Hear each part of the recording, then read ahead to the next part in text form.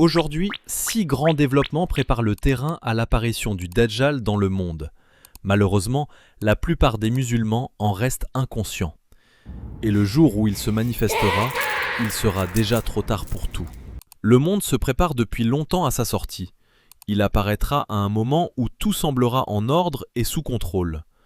À la fin de cette vidéo, je vous expliquerai comment ces préparatifs affectent déjà nos vies, quelles forces se cachent derrière, pourquoi nous en sommes les victimes, et surtout, comment vous préparer concrètement contre eux.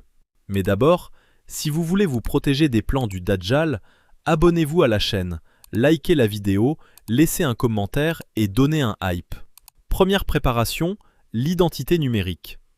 Pendant la majeure partie de l'histoire de l'humanité, il était encore possible de disparaître. On pouvait déménager dans une autre ville, recommencer une nouvelle vie, et presque personne ne savait où l'on se trouvait. Aujourd'hui, cela devient quasiment impossible.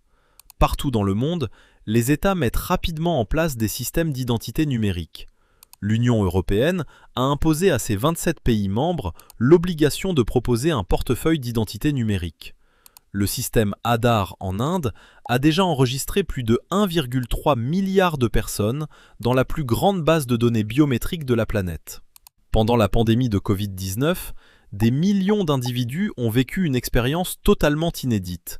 Les certificats numériques décidaient qui pouvait voyager, qui pouvait entrer dans certains lieux et même, dans certains pays, qui pouvait continuer à travailler. Dans la même période, des initiatives comme ID 2020, soutenues par Bill Gates et d'autres organisations, visaient à fournir à chaque être humain sur Terre une identité numérique sécurisée et vérifiable. Pour la première fois dans l'histoire, la technologie permettant d'identifier, de suivre, de vérifier et potentiellement de restreindre des milliards d'êtres humains existe réellement. Deuxième préparation, la normalisation de l'œil unique. Lors de la cérémonie d'ouverture de la Coupe du Monde de la FIFA 2026, des millions de téléspectateurs étaient devant leurs écrans. Puis, quelque chose a attiré l'attention de milliers de personnes. La chanteuse Belinda est montée sur scène en tenue rose éclatante, a regardé directement la caméra, a levé ses deux mains formant un triangle et a placé un seul œil au centre. Qu'y a-t-il de si spécial dans ce geste ? Vous demandez-vous. En réalité, c'est le signe du Dajjal. L'œil unique fait référence au fait qu'il sera borgne et à la démonstration de sa puissance. Regardez les clips musicaux, les grandes campagnes publicitaires. Encore et encore, la même image revient. Un œil parfois fermé, parfois mis en avant, parfois encadré dans un triangle. Rihanna, Lady Gaga, Beyoncé, Jay-Z, Katy Perry. Même la star du football Lionel Messi porte un tatouage d'œil sur la main. Coïncidence ? Peut-être.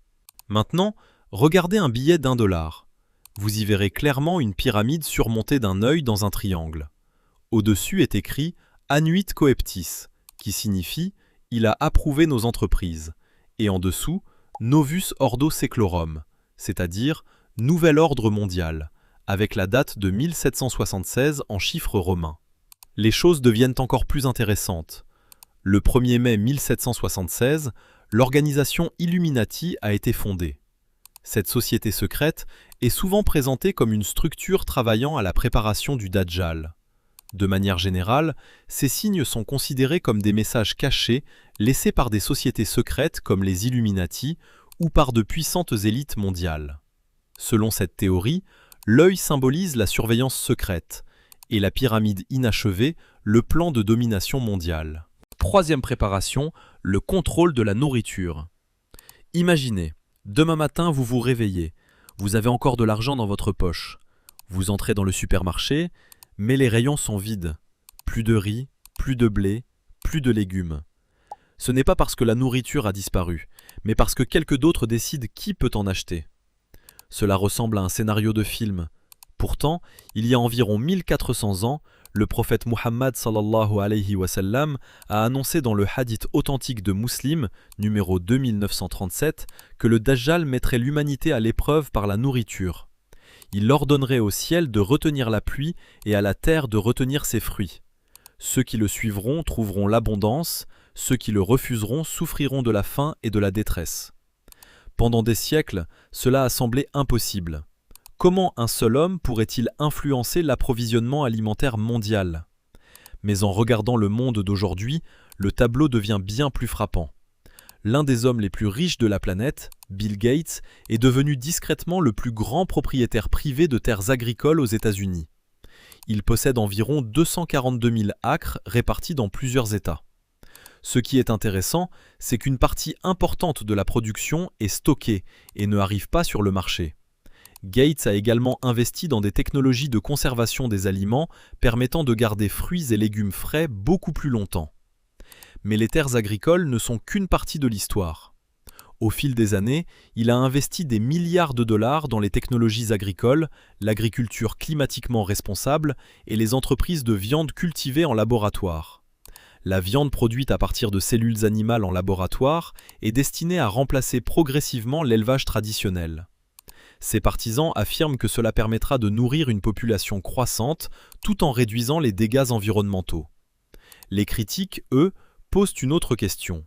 Si l'avenir de l'alimentation passe des fermes familiales au laboratoire, de millions d'agriculteurs indépendants à une poignée de puissantes entreprises, qui contrôlera ce qui arrivera dans nos assiettes? Quatrième préparation, la normalisation de la musique. Aujourd'hui, en marchant dans presque n'importe quelle ville, vous le remarquez, la musique est partout. Dans les centres commerciaux, les restaurants, les salles de sport, les voitures, les cafés, et même en faisant défiler les réseaux sociaux, une chanson joue en arrière-plan. Le diable n'a plus besoin d'appeler les gens, le monde joue déjà pour lui. Les recherches modernes montrent que la musique active le système de récompense du cerveau, ce qui explique pourquoi les gens s'y attachent émotionnellement. L'industrie musicale dépense des milliards pour des chansons conçues pour attirer l'attention, susciter des émotions et faire écouter le plus longtemps possible. Il y a plus de 1400 ans, le prophète sallallahu alayhi wa sallam a annoncé qu'à la fin des temps, les gens rendraient les instruments de musique et les substances enivrantes totalement normaux et acceptables dans leur vie quotidienne. Regardez autour de vous. Beaucoup de gens peuvent réciter par cœur chaque mot de la dernière chanson virale, mais ont du mal à se souvenir d'une courte sourate du Coran ou des invocations du matin. C'est exactement ce que veut le diable. Que les oreilles soient occupées ne l'intéresse pas, tant qu'elles n'écoutent pas la parole d'Allah. Quand le cœur est constamment rempli de divertissement, il se vide peu à peu du zikr. Le goût du Coran commence à s'estomper. Le zikr devient lourd. La prière cesse d'être une conversation avec Allah pour devenir une routine. Sans même s'en rendre compte, le cœur spirituel se durcit progressivement.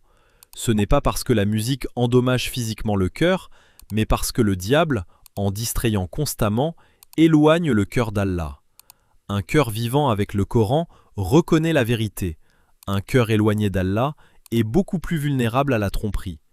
C'est peut-être pour cela que, avant la plus grande tromperie de l'histoire, le diable veut d'abord faire taire le rappel d'Allah dans le cœur des gens. Cinquième préparation, le contrôle des gouvernements.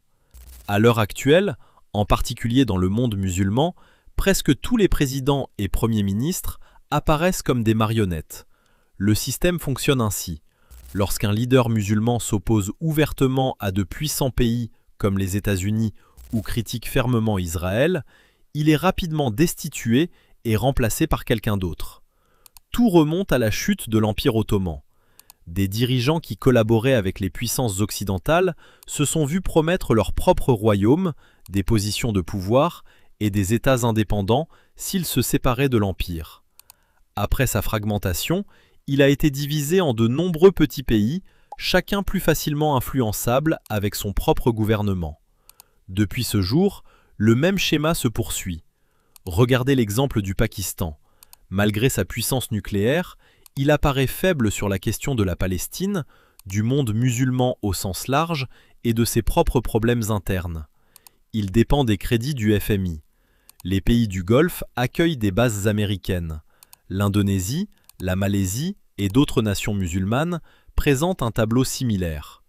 Des leaders comme le roi Faisal, Saddam Hussein et Muammar Kadhafi sont présentés comme ayant été écartés pour avoir défié l'influence américaine. Selon ce point de vue, l'objectif final est de diviser les grandes puissances en petits États, car les petits pays sont plus faciles à influencer, à surveiller et à contrôler qu'un empire uni et fort. Sixième préparation, le plan du Grand Israël. Depuis des décennies, une carte revient constamment dans les discussions sur l'avenir du Moyen-Orient, le Grand Israël. Selon cette idée, les frontières d'Israël s'étendront un jour bien au-delà des limites actuelles. Aujourd'hui, cette carte n'est plus seulement évoquée sur Internet. Des images de cartes du Grand Israël circulent sur certains écussons militaires et dans des débats publics, remettant le sujet sur le devant de la scène. Revenons à 1982. Le journaliste israélien Oded Yinon a publié un article stratégique affirmant que la sécurité à long terme d'Israël serait renforcée par l'affaiblissement et la division des pays arabes voisins.